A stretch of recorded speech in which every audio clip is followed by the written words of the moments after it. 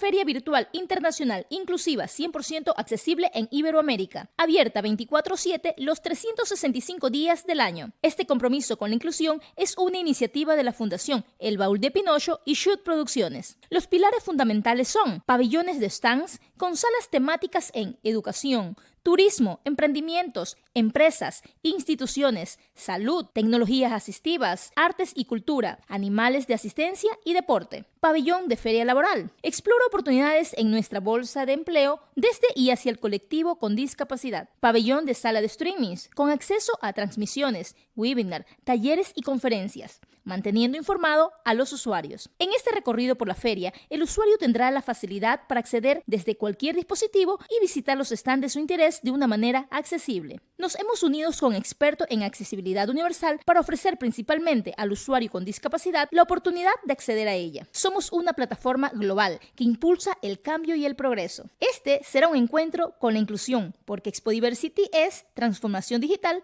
para la inclusión.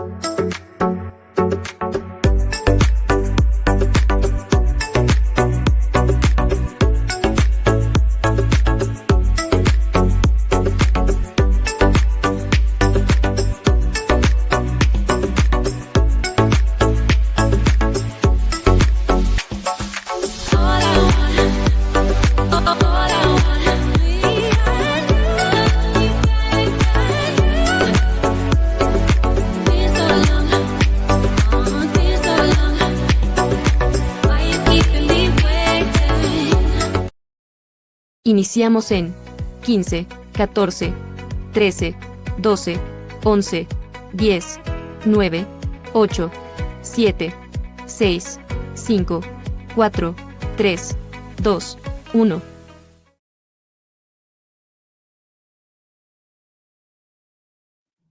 Muy buenos días para nuestra querida audiencia y muy buenas tardes también, porque ahora estamos en vivo y en directo desde España, gracias a nuestra querida Fundación Afaniad Vinaroz, que nos pueden ustedes mirar desde el www.discapacidadaldia.com, de donde está ahora mismo nuestro invitado, así que estamos contentos de estar alineados en el mismo tiempo y en el mismo momento. También queremos agradecer, por supuesto, a nuestra querida Fundación El Baúl de Pinocho en Ecuador, que es quien nos permite tener estos espacios tan enriquecedores. Asimismo, al canal RBP TV Digital, por el cual nos están mirando ahora mismo. Bienvenidos a su programa Vitalmente. En esta ocasión, 21 de mayo del 2025, pues tenemos un tema interesantísimo, ya que no pudimos, nos atrasamos un poquito por situaciones ajenas a nosotros, de poder hablar a propósito del Día Mundial del Autismo, de la concientización del autismo, pero la espera ha valido absolutamente la pena, y en esta ocasión tengo el agrado, el honor, el gusto de poder tener en este espacio un invitado de altísimo nivel, como es el biólogo profesor Neomar Semprún, quien nos está acompañando ahora mismo desde España, como les decía. Voy a comentarles un poquito sobre su biografía profesional, que es amplia, interesante, para que ustedes puedan conocerlo un poquito si no han escuchado de él. El profesor Neomar Semprún es biólogo, inmunólogo, micoterapeuta y asesor en salud basado en evidencia científica para las familias con autismo y trastornos del neurodesarrollo. Asimismo, él ha creado una metodología llamada Biotherapy, de la cual también nos va a compartir en este espacio para conocerla mejor, lo que ha permitido potenciar las habilidades cognitivas de las personas a través de la medicina natural científica. Asimismo, el profesor, además de ser fundador de Biotherapy, también es CEO de la unidad de inmunología, profesor Nola Montiel, también es vocal de la Asociación Venezolana de Micología. Asimismo, es miembro del International Society for Autism en Estados Unidos. Igualmente, es coordinador de la Cátedra Libre Internacional de Autismo de Luz en Venezuela, consultor especialista de la Organización Venezolana de Autismo, miembro del Comité Científico de la Fundación Bioabordajes del Autismo en Argentina. Asimismo, dentro de este eje que él maneja, de asesoría en salud, se ha dedicado mucho al estudio de la medicina natural inmunomoduladora basada en la evidencia científica, acumulando muchísimos casos de éxito con familias de personas con autismo, TDAH, PANDAS o PANS, trastornos genéticos y metabólicos raros. Así que bueno, además también es un gran científico que posee varios artículos científicos indexados interesantísimos de los cuales ustedes pueden explorar si desean conocer un poquito más de esto.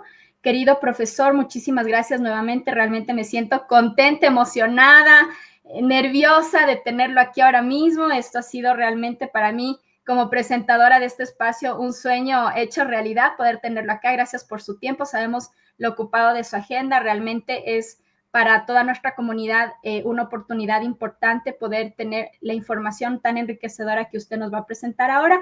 Le doy la más cordial bienvenida y arrancamos con la primera pregunta y le dejo la palabra. ¿Qué es o qué significa la neuroinflamación? Bienvenido. Gracias, Tamara, por abrir estos espacios que le permiten a las familias conocer un poco todo ello, ¿no? Para poder explorar el tema de qué es neuroinflamación, tenemos que entender un poco el hecho de por qué traemos el tema, esta colación hoy, ¿no? Hablando de neuroinflamación en autismo, porque, bueno, se ha reportado en la literatura científica de que hay una neuroinflamación asociada. Ahora bien, cuando tú me haces la pregunta, ¿qué significa la neuroinflamación? ¿Qué es neuroinflamación? Bueno, no es más que una respuesta del sistema inmunitario del cerebro. ¿Ok? En concreto, ¿de qué? De células como la microglia o los astrocitos que ante una amenaza percibida, como por ejemplo infecciones, toxinas, estrés, disbiosis intestinal o alteraciones metabólicas, es un mecanismo natural de defensa. ¿Ok, Tamara? Pero cuando se vuelve crónica o desregulada, puede interferir con la comunicación entre las neuronas, el desarrollo del sistema nervioso y el comportamiento, porque hay que entender que en nuestro cerebro no solamente hay neuronas, también existen muchas células, entre las que nombre como la microglia y los astrocitos, que tienen una función inmunitaria. Doctor, entonces, ¿esta neuroinflamación es algo que puede ocurrirnos a todas las personas? Sí, o sea, la neuroinflamación puede aparecer en cualquier persona, ¿ok? Como respuesta a lesiones, por ejemplo, a infecciones, a estrés crónico o alteraciones del sistema inmunitario, ¿correcto? Sin embargo, en algunas condiciones, como por ejemplo en el tema que nos toca hoy, como es el autismo, este proceso puede ser más persistente, intenso y mal regulado, afectando funciones cognitivas, emocionales y conductuales. Doctor, entonces, ¿cómo se presenta esta condición de la neuroinflamación en la población con autismo particularmente? Porque, claro, un poco, ya vamos como que escuchando un poquito más sobre la microbiota, escuchamos un poco más sobre la inflamación del cerebro, pero hay cosas que todavía tal vez no las entendemos. ¿Cómo es que se presenta en esta población? Bueno, la presentación es bastante difusa porque hay que entender que en personas con autismo, la neuroinflamación no siempre produce, por ejemplo, lo clásico que en nuestra cabeza entendemos con inflamación, que es fiebre, ¿correcto? Ni los síntomas clásicos de una inflamación, que es fiebre, como lo dije, dolor, hinchazón, ¿correcto? Sino que se expresa de forma más sutil o llamaríamos una forma más atípica y puede afectar distintas áreas del desarrollo. ¿Cuáles serían, como para entender un poquito mejor, estos síntomas físicos o mentales? Porque si bien es cierto, el espectro del autismo también es bastante complejo por sus niveles y que aún dentro de los niveles hay tantas gamas, ¿no? Pero cómo, por ejemplo, las personas que nos escuchan ahora, que tienen tal vez un familiar, un alumno, una persona cercana, podrían tal vez como intentar un poquito entender esta sintomatología y tal vez poder optar por el revisar esta área de la salud de la persona. Ok, muy buena pregunta, Tamara. Bueno, existen muchos síntomas, tanto físicos como neuropsicológicos, ¿no? ¿Qué síntomas físicos podemos observar, Tamara y todos los que me escuchan? Una fatiga crónica en el individuo, las ojeras persistentes, dolores de cabeza o muscular, o sea que sobre todo estos niños que expresan dolor en la cabeza, que se llevan las manos, la manito a la cabeza o que golpean su cabeza contra una superficie, el estreñimiento o diarrea, que es la inflamación intestinal asociada, una mayor sensibilidad a los estímulos sensoriales, ¿ok? Hay como una hipersensibilidad táctil, por ejemplo, que ocurre mucho en ellos. Insomnio o sueño fragmentado, ¿no? Esos despertares nocturnos. A nivel de síntomas neuropsicológicos, podemos tener pues irritabilidad o agresividad sin causa aparente, el aislamiento social, la misma alteración del lenguaje, la hiperactividad desorganizada, una desconexión emocional con altos y bajos, ansiedad severa, rigidez mental o esa pérdida del foco en algunos, ¿no? Wow, qué importante y qué necesario hablar y entender un poquito mejor sobre esta área, ¿no? Que tiene que definitivamente irse conociendo un poco más a nivel de la población. Profesor, ¿cuáles son las causas de la neuroinflamación, particularmente en el autismo? Entendemos ya, porque sabemos por todas las investigaciones también y los estudios y la difusión de la información, aún en estos espacios de redes sociales y demás, de que efectivamente la mayoría de las personas dentro del espectro además también suelen tener asociados otros trastornos o patologías relacionadas con su microbiota, con su digestión y un montón de otras situaciones también. Pero en este caso, como para ordenar y entender un poquito mejor, ¿cuáles son las causas como que promueven o hacen que esta población la sufra más, la sienta más? Mira, los últimos estudios, porque esto no es algo nuevo, Tamara, esto es algo que se viene estudiando desde el año más o menos 82, cuando hay un boom de un paper del doctor Weissman que habla de que había una respuesta inmunitaria contra el tejido cerebral en personas con autismo. Hasta hoy en día, 2025, el grupo más grande de investigación en neuroinflamación en autismo tenemos en California, en el USA Davis Mind Institute, de la mano del doctor Paul Ashwood, Judy Van de Water, el doctor David Amaral, en el cual ellos han hecho varios estudios, muchísimos estudios, son pioneros, y las causas de la neuroinflamación son diversas, son gigantes, ¿ok? Las comunes, pues que las asociamos mucho a Pandaspam, el tema de las infecciones virales o bacterianas, lo que también conocemos como la disbiosis intestinal y la permeabilidad aumentada, una exposición temprana a toxinas o metales tóxicos, alergias alimentarias o reacciones inmunitarias, déficits nutricionales, estrés celular. Y lo más importante, Tamara, que hay que entender también de que muchos individuos ya nacemos codificados con un patrón, en este caso mutaciones genéticas que afectan la regulación inmunitaria. Es decir, ya hay pues mutaciones que se han vinculado a autoinmunidad y neuroinflamación que están presentes en personas con autismo. Muy bien, qué interesante. Me comentan del canal que tenemos una pregunta, vamos a darle paso, por favor, para leerla. Y Ana Mari Dávila nos dice, ¿se pueden exacerbar esos síntomas si hay una combinación de TDAH y TEA? Muchas gracias por la pregunta. Sí, es decir, también en TDAH, gracias por la pregunta, realmente es muy interesante, también hay una neuroinflamación. Realmente en todas las condiciones, enfermedades, síndromes, trastornos, como les quieras llamar, yo lo llamo entidades clínicas, ¿ok? En todas las entidades clínicas neurológicas, neuropsiquiátricas, psicoemocionales, si todas estas entidades clínicas que residen acá, en nuestro cerebrito, Tamara, ¿sí? Están asociadas a neuroinflamación, es decir, Parkinson, Alzheimer, TDAH, autismo, y me puedes tú también seguir citando, ¿ok? En el caso de esta pregunta, la respuesta es sí. Si tienes un diagnóstico de autismo, a la vez también un diagnóstico de TDAH, como comórbido, muy probablemente sí puede exacerbar todo ese cuadro que estamos comentando. Muy bien, Ana Mari nos deja otro comentario y nos saluda desde Ecuador y precisamente aprovechando la oportunidad de la coyuntura, pues justamente estamos pendientes de que el profesor nos permita, ojalá, un espacio en su ocupada agenda para poder también, a propósito del Día Internacional del TDAH en el mes de julio, poder abordar un poco más amplio sobre esta otra condición en particular, así que es muy bienvenido. Y nos dice, se pueden, bueno, ya nos había hecho esta pregunta, ¿y cómo detectar esa inflamación, padres y especialistas? Bueno, eso más adelante vamos a comentar un poco de cómo detectar. No sé si quieres que ahora adelantemos esta parte. Podemos seguir avanzando para ir respondiendo. Está Perfecto, bien, muchas gracias. perfecto. Entonces, profesor, ¿por qué con toda esta información que vamos entendiendo y ordenando un poco mejor, por qué es importante considerar y evaluar este aspecto en las personas con autismo? Bueno, la respuesta es muy clara, ¿no? Primero porque hay que ser humano y hay que evaluar a los individuos como un todo. No lo podemos ver como sectores y no podemos obviar situaciones. No, bueno, tiene autismo, también tiene trastorno del sueño, tiene neuroinflamación, tiene disbiosis intestinal, de repente tiene un trastorno metabólico, pero no importa, como tiene autismo, vamos a hacer esto. No sé si me entiendes, Tamara y la audiencia, ¿no?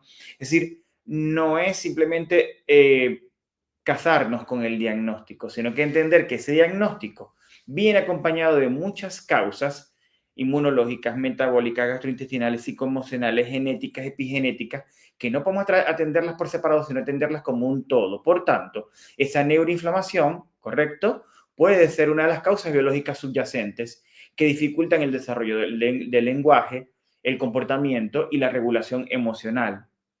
Por tanto, evaluar permite entender mejor por qué el niño, el adolescente o el adulto no avanza a pesar de la terapia y ajustar el tratamiento. ¿Para qué? Para desbloquear estos procesos y que que él o ella mejoren. Excelente. Profesor, y en este sentido, porque bueno, ahora mismo estamos conectados a través de toda habla hispana y bueno, tenemos personas de todas partes del mundo y probablemente ni los mismos profesionales en la salud mental como es la psicología o los psicopedagogos, los terapistas que también son parte de este equipo multidisciplinario de esta población, probablemente no saben o desconocen los profesionales que deberían realizar este tipo de procesos de evaluaciones o de tratamientos. Coméntenos un poquito qué profesionales serían los indicados para poder abordar esta área. Claro. Te puedo dar dos respuestas, ¿no? La respuesta políticamente correcta es que qué profesional debe o puede realizar este proceso de evaluación integral. Bueno, mira, obviamente el psiquiatra, el neurólogo, el gastroenterólogo, el genetista, el psicólogo clínico, el terapeuta ocupacional, el fonoaudiólogo, correcto, todo un grupo multi y transdisciplinario. Ahora bien, lamentablemente, como tú lo mismo le dijiste, Tamara, en la introducción a esta pregunta, no todos están formados en esta área. Muy probablemente hoy 2025 muchas personas están escuchando esto cuando esto es algo que viene de los años 80. Esto no es algo nuevo. Y lamentablemente muchas familias que yo atiendo me dicen, profesor, yo visité a mi neurólogo, a mi psiquiatra, a mi psicólogo clínico, a mi inmunólogo, a mi gastroenterólogo, le hablé de neuroinflamación y básicamente muchos dicen, sí, se está estudiando, pero no está comprobado, ¿no? Y yo invito al profesional que me está escuchando a que no le falte el respeto a la familia. Porque es una falta de respeto decirle a la familia, no, eso se está estudiando, eso no se ha comprobado, eso está muy comprobado. De hecho, este mismo grupo que yo invito a las personas a que puedan googlear, buscar información del grupo del Mind Institute del doctor David Amaral, Judy Van de Water y el doctor Paul Hashwood, ellos hicieron un estudio y permito aquí como ir sazonando un poco todo esto que venimos hablando en este contexto. Lamentablemente, como en casi en la vida, pues fallecen personas. En los Estados Unidos, pues fallecen personas con autismo como fallecen en todos lados, ¿correcto, Tamara? Las familias han donado el cerebro de los hijos fallecidos y el Mind Institute tiene un Brain Bank, un banco de cerebro. Y la prueba irrefutable de la neuroinflamación que la tiene el Mind Institute a través de sus múltiples papers es que cuando ellos hacen los estudios post-mortem, es decir, hacen la autopsia, ¿sí? Y hacen obviamente la autopsia asociada al tren superior y van a cerebro, ¿qué consiguen, Tamara? Consiguen un cerebro inflamado. Consiguen un cerebro inflamado. Entonces, ¿qué mayor evidencia? Aquí no estamos hablando de 300 papers, aquí no estamos hablando de estudios doble ciego, aquí no estamos hablando de un test para evaluar lo que ya vamos a hablar de eso, Tamara. Aquí no estamos hablando de nada de eso. Aquí estamos hablando de ciencia, señores. Estamos hablando de anatomía patológica, que es probablemente dentro de las áreas médicas la ciencia que nos determina los diagnósticos. ¿Correcto? Y ellos, los médicos patólogos que trabajan en el área científica asociada al autismo, han descubierto un cerebro inflamado, post-mortem, ¿sí? ¿Qué más evidencia que eso, no? A mí me parece que esto es algo que podemos debatir en otro momento en grupos profesionales, pero la realidad es que eso está.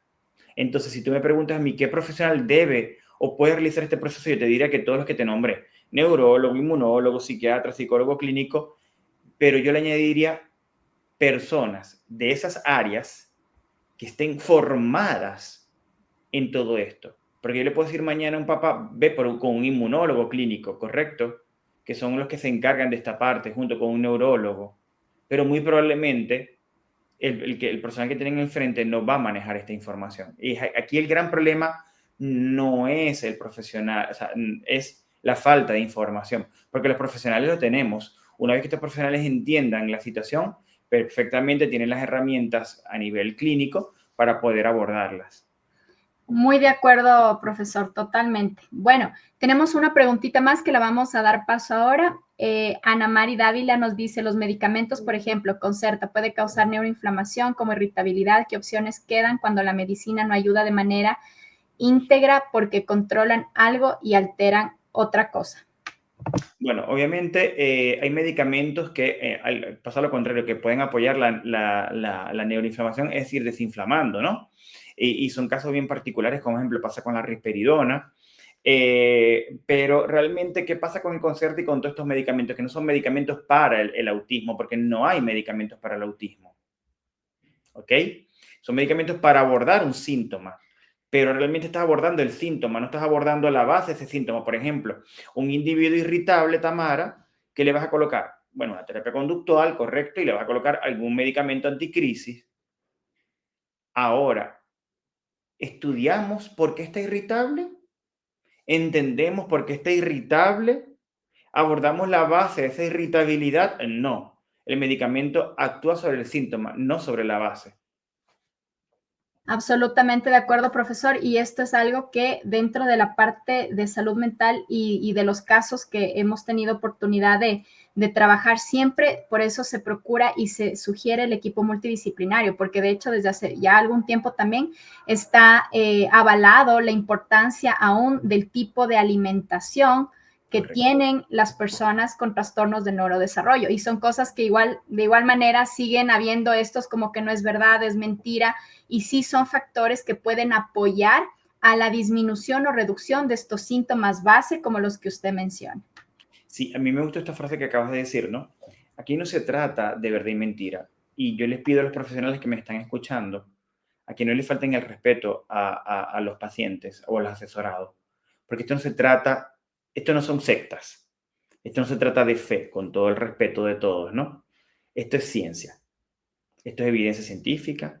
Les invito a estudiar, les invito a formarse, les invito a revisar, les invito a contactar al grupo de California, a hacer pasantías allá en California también con este maravilloso grupo, que no es el único, por cierto, a ver, que es el que más nombro, pero no es el único. Hay grupos en Europa, en Latinoamérica, también hay grupos muy buenos que pueden, de hecho, yo me formé con uno de estos grupos que es la profesora Nola Montiel desde Venezuela, que ella ya hablaba de todos los aspectos inmunológicos en autismo, e inclusive actualmente tenemos una persona activa en Latinoamérica que me enorgullece muchísimo, y yo diría no en Latinoamérica porque incluye España, Iberoamérica, Hispanoamérica, que es la doctora Maisha de Pino del CONICET Argentina, que estudia modelos animales de inflamación en autismo, ¿no?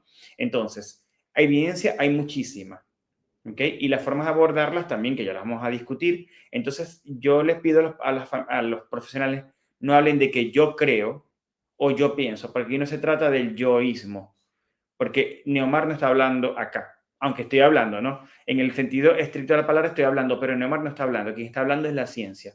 O sea, tú me estás haciendo una entrevista y yo estoy vaciando la información de lo que dice la evidencia científica más o menos desde los años 80 hasta hoy en día. Excelente, profesor. Muchas gracias por esa claridad y esa contundencia, porque parte de estos espacios de difusión de información que son accesibles a un clic, pues precisamente pretenden informar, educar, avanzar, innovar, progresar. Así que muy bienvenido todos sus comentarios. Entonces, la buena noticia es que existe un tratamiento para mejorar la neuroinflamación. En este caso, ¿cuál es el protocolo general para abordar esta condición? Sí, mira, se puede modular la inflamación cerebral con un enfoque progresivo. Obviamente lo tradicional es que los neurólogos, ¿ok? Y los neurocirujanos ya tienen protocolos bien estandarizados, ¿correcto? Para ejercer neurodesinflamación, por ejemplo, en Parkinson, en un accidente automovilístico donde tiene un proceso mecánico de ruptura. Es decir, existen muchos escenarios que generan neuroinflamación y donde tanto el neurólogo como el neurocirujano tienen las herramientas para lograr desinflamar el cerebro, ¿ok? Herramientas que van desde inmunoglobulina intravenosa, antiinflamatorios no esteroideos, corticoides, ¿correcto? Sin embargo, a la población en general cuesta acceder a estos tratamientos, aparte de que estos tratamientos tienen unos efectos secundarios, es decir, esos tratamientos los podemos utilizar de una forma puntual, pero no la podemos cronificar en el tiempo. Sin embargo, ¿qué podemos cronificar? Es decir, ¿qué podemos mantener en el tiempo? Podemos tener un enfoque progresivo que combine, por ejemplo, una suplementación con compuestos naturales con evidencia científica, como por ejemplo la palmitola y la etanolamida, los ácidos grasos omega 3, las erinasinas y ericinonas de la melena de león, la curcumina de la cúrcuma, el resveratrol de algunas plantas. Esto lo podemos unir a una regulación de la microbiota intestinal. Por esa conexión es intestino-microbiota-cerebro, que está bien estudiada y documentada, ese apoyo del sistema inmunitario intestinal, una reducción de las cargas infecciosas y tóxicas, como tú lo nombraste, Tamara, unas estrategias de alimentación antiinflamatoria. Acá no estamos hablando de dietas restrictivas ni nada, estamos hablando de una alimentación antiinflamatoria. Tips, desde lo más simple, eliminar lo ultraprocesado. El manejo del sueño y del estrés oxidativo, porque recuerden que durante el sueño hay un reciclaje, se activan las sirtuinas y ciertos mecanismos que permiten que ese cerebro descanse, recicle, limpie, repare y desinflame.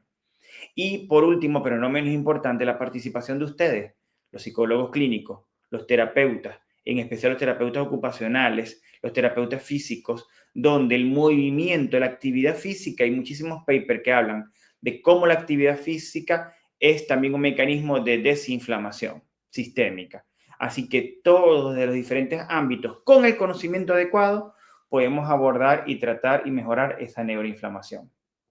Excelente. Esas son grandes noticias porque también dentro de estos trastornos del neurodesarrollo y sus tipos de cronificación, pero sobre todo tal vez liderando entre los que hemos mencionado ahora, en los niños, adolescentes, jóvenes, uno de los más complejos y en algún sentido más dolorosos de manejar en los niños, en los hijos, en los familiares, en los pacientes, es el autismo, ¿no? Entonces, qué gran noticia poder empaparnos y abrir estas nuevas líneas de conocimiento para poder ampliar este espectro de tratamiento que ya sabíamos desde hace rato que tiene que ser multidisciplinario, que tiene que ser integral, pero que no podemos hablar, es hasta un poquito como irónico, ¿no? Porque como hemos hablado de integralidad con los 5 terapeutas que el niño necesita, pero no hemos hablado del tema nutricional, cuando es la gasolina de nuestro vehículo, ¿no? Entonces, esto cada vez va haciendo más sentido y por eso es importante mencionarlo. Profesor, ¿cuáles serían las recomendaciones generales que usted nos puede dar para evitar o para mejorar la neuroinflamación en el autismo? Obviamente, digámoslo, en una cosa así muy al día a día hasta poder seguir avanzando con el tema y usted también nos pueda dejar toda su información y sus contactos, porque este espacio también es para darles esta posibilidad, este recurso accesible a un clic, menos mal también que la tecnología nos permite estar a un nada de contacto con los demás, porque el profesor, como les decíamos en inicio, pues hace las asesorías a las familias desde el lugar en el que se encuentra de forma digital y eso lo vamos a ir también ya abordando más adelante, pero algunas recomendaciones, sugerencias muy generales que usted nos pueda compartir. Sí, sugerencias generales y básicas, y con esto, no, el hecho de que sean básicas, no que sean menos, son básicas, son en la columnar y son muy importantes, es, miren, eviten alimentos ultraprocesados, azúcares y colorantes artificiales que activan inflamación. No le digo yo, está en la evidencia científica. De hecho, yo siempre le digo a las familias y les pregunto, cuando tú tienes un paciente con cáncer, en España, en Perú, en Venezuela, en Estados Unidos, en cualquier parte del mundo, donde les dan recomendaciones nutricionales, porque no en todas partes se lo dan, pero cuando le dan las recomendaciones nutricionales, ¿qué le quitan a un paciente con cáncer, Tamara? Ultraprocesados, azúcares. ¿Por qué se los quitan? Porque en el cáncer hay un proceso inflamatorio aberrante. Lo mismo ocurre en autismo. Sí, son situaciones que podemos extrapolar. Introducir alimentos, por tanto, antiinflamatorios, omega 3, cúrcuma, vegetales verdes, caldos naturales. Usar probióticos bien formulados, obviamente, no es ir a la farmacia y comprar cualquier probiótico. Mantener una rutina de sueños estables. ¿Y por qué mantener una rutina de sueño estable? Porque ya lo nombramos. Cuando tú duermes, tú te desinflamas. ¿Ok? Trabajar en el contacto con la naturaleza y en el movimiento físico diario. Es por eso que es vital la terapia la terapia ocupacional y física en un individuo, porque el movimiento también desinflama. Evitar el uso indiscriminado de antibióticos, que son muy de moda, sobre todo en nuestra cultura. Y realizar chequeos periódicos de disbiosis, inmunoglobulina E, vitamina D, hierro, citoquinas, para estar al tanto de cómo está tu hijo o hijo. Algo que acaba de mencionar, profesor, es súper importante y es algo que ocurre mucho, ¿no? En los chats de las familias de los niños o jóvenes con estas condiciones, es común que se compartan información, lo cual es parte del espacio, ¿no? Porque para eso estamos, para apoyarnos, ayudarnos. Tal vez lo que a mí me sirvió te puede servir a ti. Pero sobre el tema de la suplementación y de las vitaminas, sí se ve mucho como que leímos en algún lado que el omega 3 es bueno y la mamá o el papá compran el omega 369 o compran el omega que encontraron en la farmacia, o hacen la inversión de traerlo de Estados Unidos, de traerlo de Europa, pero realmente no están muy claros de si es el tipo de omega que este niño necesita, la cantidad, la dosis, o si es el suplemento adecuado para sus situaciones. Entonces, aquí también quiero hacer un paréntesis importante de por qué siempre insisto a los papás y a la comunidad de que cualquier medicación, suplemento, así sea vitamina, así sea natural, de la hierbita, del alimento, del pescadito, todo tiene un efecto, todo tiene una reacción. Entonces, por más natural que sea, por más que sea solo una vitamina o un suplemento, siempre es importante y necesario que sea revisado por un médico, por un profesional. Y en esta parte en particular, pues si queremos lograr esta desinflamación neurológica, pues tenemos que estar con el profesional hasta para que nuestra inversión sea inteligente y vaya a responder lo que estamos pretendiendo mejorar, porque por ahí probablemente también como tenemos tantos, al menos en América Latina, ¿no? Tantos productos que no tienen tal vez ni registro sanitario o compramos el más barato porque no tenemos más, entonces en lugar tal vez de hacer algo positivo, podemos hasta estar intoxicando un poco más ese cerebrito y por eso es relevante tener la opinión del profesional y en este caso del especialista. Profesor, entonces, en síntesis, la importancia de realizar estos tratamientos y abordajes integrales en el autismo, pues arrojan beneficios. ¿Cuáles han sido en su experticia, en sus casos, que usted ya los ha traducido también en estudios y en artículos científicos? ¿Cuáles son los beneficios que usted ha logrado comprobar con este ejercicio profesional? Claro. Obviamente, la primera pregunta que ¿por qué es necesario incluir este abordaje? Bueno, porque ningún tratamiento conductual, y tú sabes muy bien como psicólogo, puede dar resultados plenos si el sistema nervioso está inflamado, agotado, sobrecargado, ¿correcto? Cuando tratamos la neuroinflamación, el niño empieza a dormir mejor, a estar más presente, a estar más regulado emocionalmente y más receptivo con sus terapias. Y tú, como psicólogo, por ejemplo, vas a tener un éxito terapéutico a mucho mayor grado, a mucho mayor escala.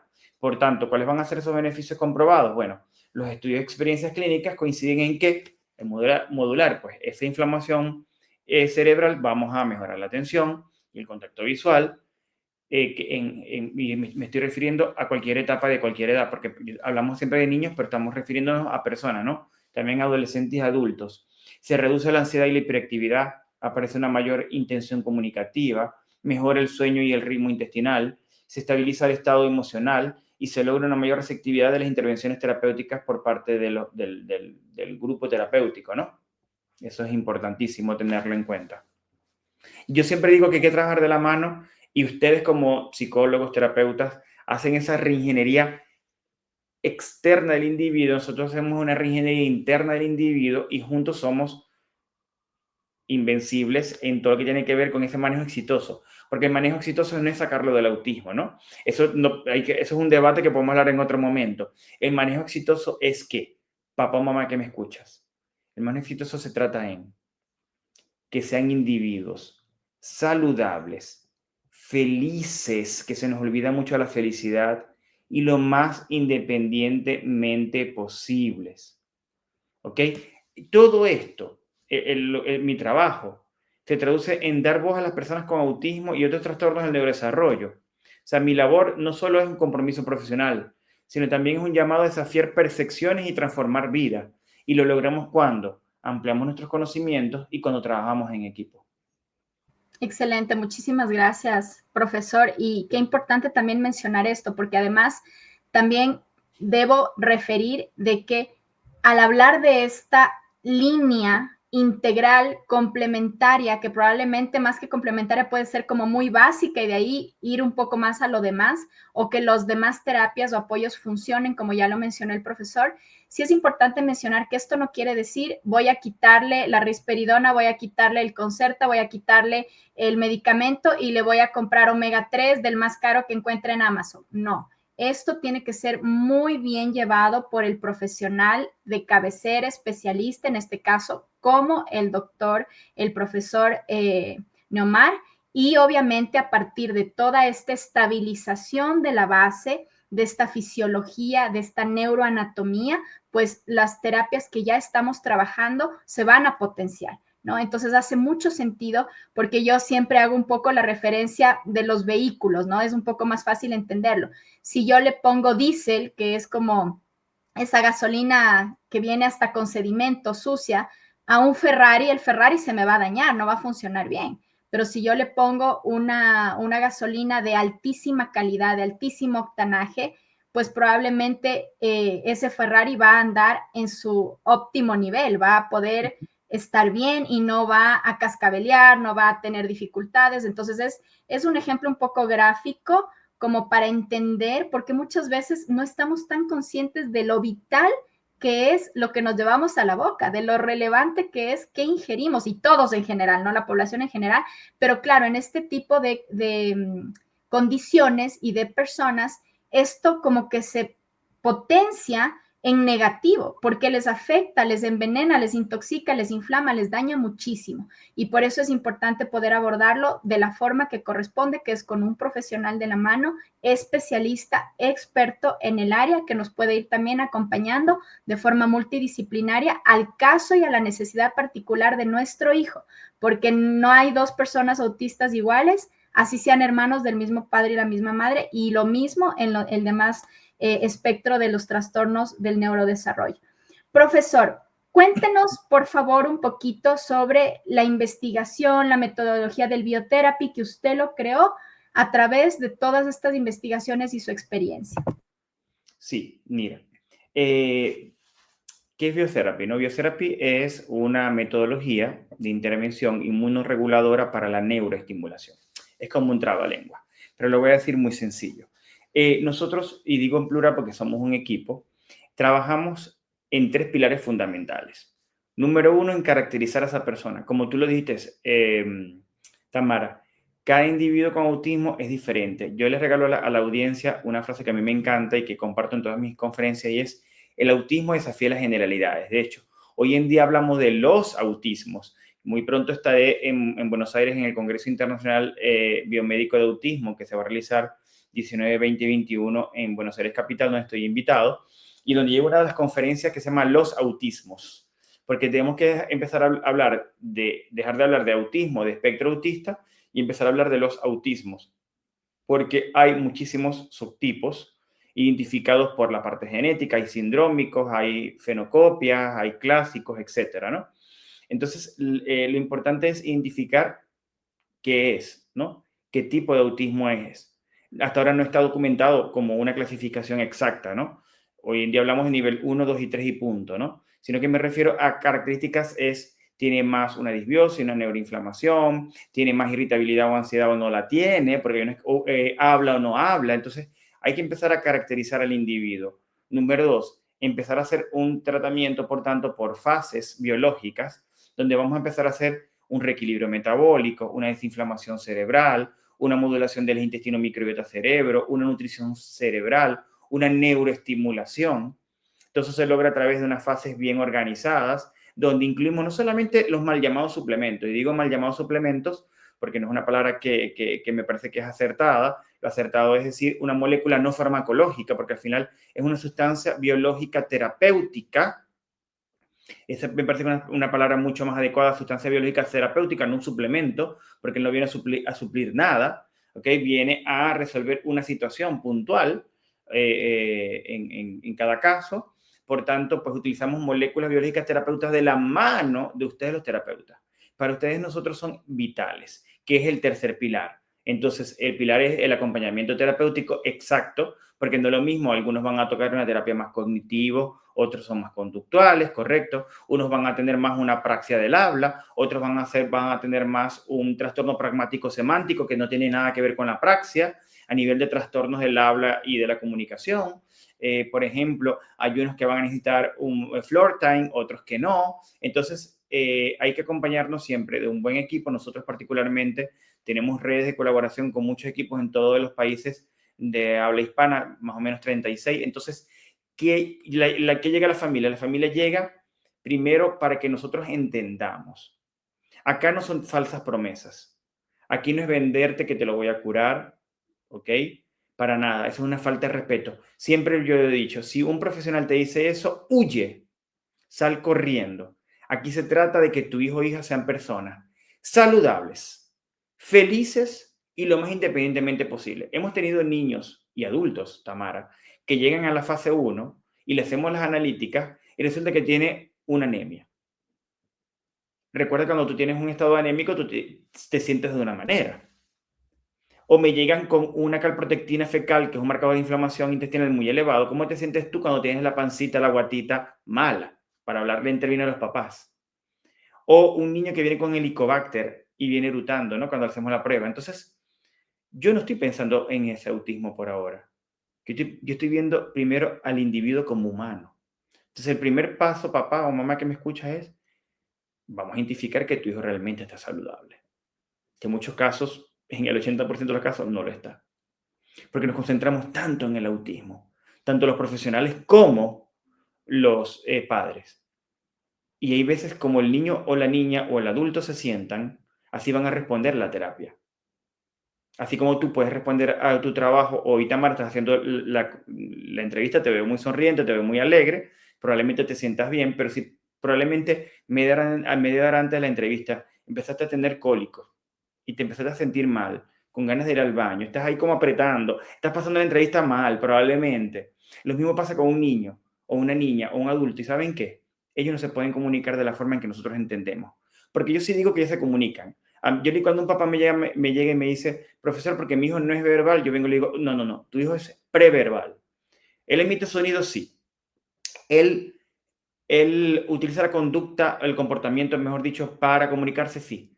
Entonces, bueno, papá, mamá, es preverbal y cada comportamiento comunica. Entonces, lo primero es identificar qué está pasando. Apoyarlo con estrategias integradoras de la mano de un equipo terapéutico. Eso es lo que hacemos nosotros en Biotherapy, por eso que podemos hacerlo en cualquier parte. Tengo, por ejemplo, muchos asesorados ahora en Ecuador. Fui profesor en Ecuador, en la Universidad Técnica de Ambato. Tengo muy lindos recuerdos de tu país. Y lo que les quiero decir a todos ustedes es eso. Los invito a que a través de una metodología estructurada podamos avanzar y trabajar. Y eso es lo que nosotros hacemos en Biotherapy. Y si tú me preguntas a mí, ¿cuál es la meta o el objetivo de Biotherapy? Es realmente, la meta está muy clara, es identificar y abordar esos retos y esos desafíos. Pero no lo hago desde una perspectiva de la corrección, sino desde un enfoque que prioriza el bienestar, la felicidad y la independencia, Tamara. O sea, mi trabajo consiste en acompañar a estas personas y a sus familias un camino que los prepare ¿para qué? Para enfrentar lo que llamamos el sistema mundo. Un mundo que muchas veces no está diseñado para abrazar la diversidad ni para entender que las diferencias no son limitaciones, sino oportunidades. ¿Correcto? Por tanto, el corazón de mi misión radica en la salud integral. Esto implica no solo entender los aspectos conductuales, sino también los desafíos orgánicos que muchas veces subyacen en el autismo. Porque cuando mejoramos su calidad de vida, y tú lo has visto, Tamara, desde afuera hacia adentro, de esa reingeniería interna hasta esa reingeniería externa, podemos ayudarles a descubrir sus fortalezas, que lo haces tú como psicóloga, y a florecer en su máxima capacidad. ¿Ok? Esto no es un trabajo que yo te pueda, o esto no es una metodología que yo te pueda decir que la mido en cifras o en logros inmediatos. Esto es un proceso de pequeñas, grandes victorias.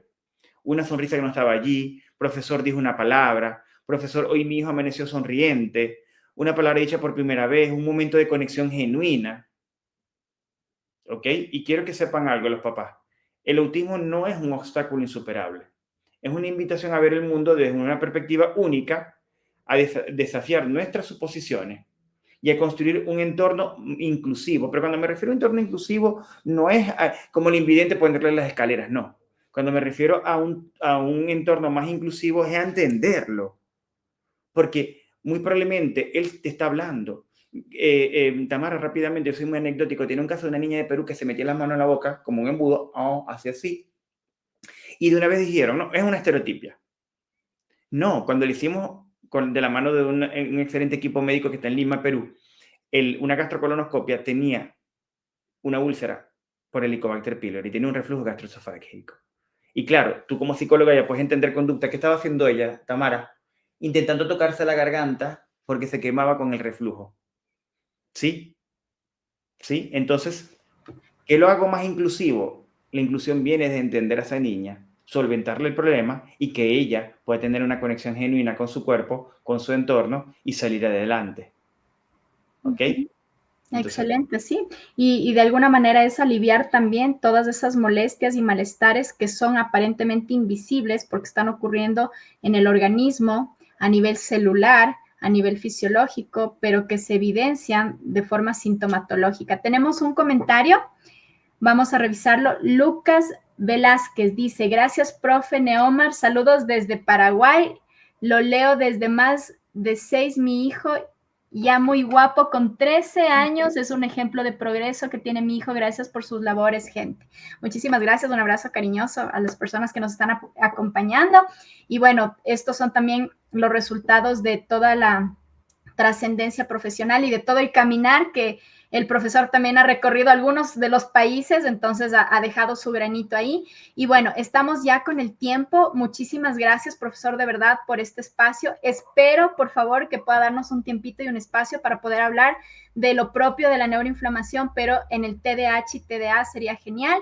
Y bueno, querer también dejar los contactos, ustedes ya lo miraron hace un momentito, todas las redes sociales del profesor, de su instituto, de su centro, y ustedes pueden contactarse directamente con él para poder pedir asesorías, para poder ser parte de sus talleres, para poder ser parte de sus formaciones, de sus charlas y poder seguir informándose de manera más detallada sobre este importante tema que nos interesa en realidad a todos, pero por sobre todo a las personas que podemos trabajar o tener a una persona dentro del espectro autista o de los trastornos del neurodesarrollo. Muchas gracias a RPBTV Digital, también a nuestra Fundación El Baúl de Pinocho, también a nuestra fundación en España, que ahora mismo estamos en vivo y en directo, al profesor y a su centro, a todos ustedes por acompañarnos. Será hasta una próxima oportunidad y hasta pronto.